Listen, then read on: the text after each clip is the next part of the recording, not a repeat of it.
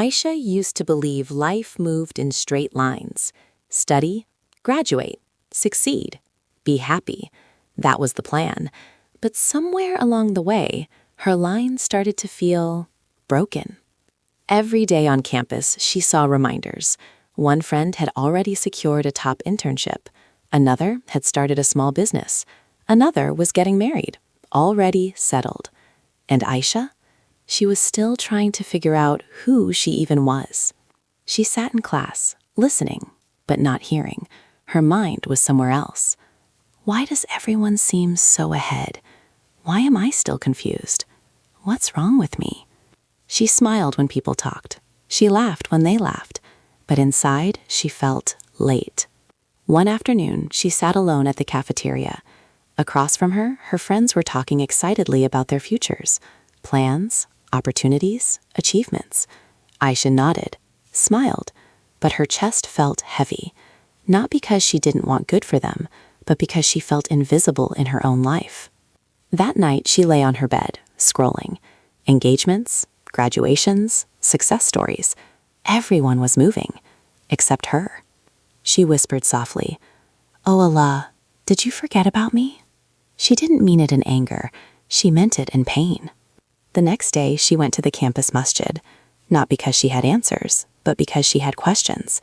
She sat quietly in the back, her hands folded, her heart loud. And then she remembered a verse she once memorized as a child. Allah does not burden a soul beyond what it can bear. She paused. What if her life wasn't late? What if it was just different? She thought about another verse.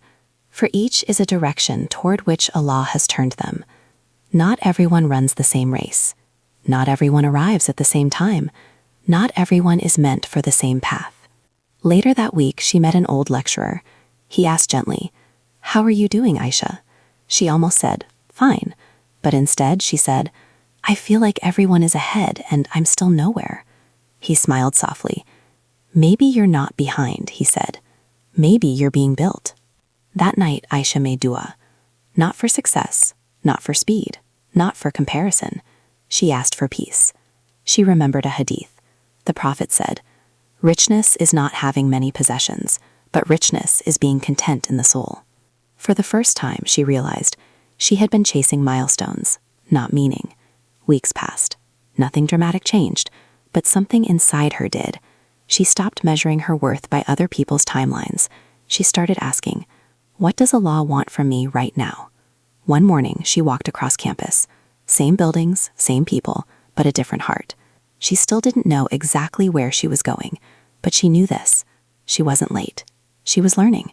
And maybe that was exactly where she was meant to be. May Allah forgive us, guide us, and draw our hearts closer to Him.